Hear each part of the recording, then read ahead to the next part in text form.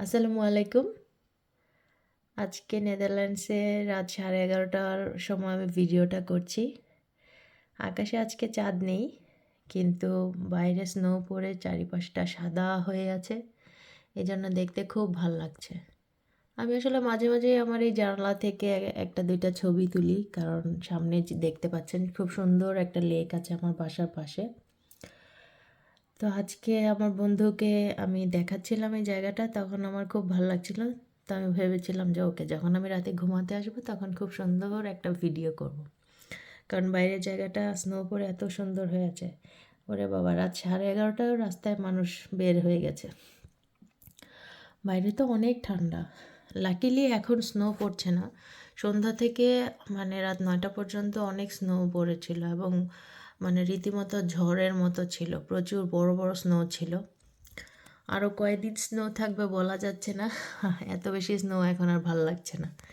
1-2 দিন স্নো পরে ওইটা আসলে ভালো লাগে, কিন্তু এখন আসলে কয়েকদিন হয়ে গেছে। আর বাচ্চাদের স্কুল খোলা, তো মানুষজন আসলে বাইরে যেতে পারছে না, কারণ এত বেশি স্নো। আর নেদারল্যান্ডসে যেহেতু খুব একটা স্নো পড়ে না, এই জন্য সবাই অতটা প্রিপেয়ার না বাইরে যাওয়ার জন্য। হেঁটেই যেতে হয়। গাড়ি বা সাইকেল এগুলো এখন ইউজ করা খুব রিস্কি। ইলহামের স্কুলটা যদিও কাছে, তারপরও আজকে স্কুলে ওকে পাঠাইনি, কারণ সকালবেলা স্নো অনেক বেশি ছিল, ঝড় ছিল রীতিমতো। তো এই জন্য ওকে আমরা স্কুলে দিইনি, কারণ হেঁটেই যেতে হবে বাচ্চাটার। সো দেখি আগামীকাল সকালবেলা কি ওয়েদারটা হয়। যদি ঝড় না থাকে তাহলে এই স্নোর উপর দিয়ে স্কুলে যেতে হবে। আর আরফেরও স্কুল ছিল, সেটাও বন্ধ করে দিয়েছি। এই স্নোর মধ্যে স্কুলে যাওয়া খুবই মুশকিল। ভিডিওটা আসলে আমি করছিলাম, সো একটু মোবাইল প্রবলেম করছে। এখন দেখতে খুব ভালো লাগছে।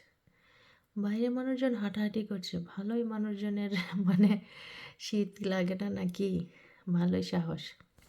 আমি তো ঘর থেকেই দেখতেছি যে প্রচণ্ড ঠান্ডা। খুব সুন্দর লাগছে দেখতে, তাই না? ঠিক আছে, সবাই ভালো থাকেন। নেক্সট টাইম আবার দেখা হবে। আল্লাহ হাফেজ।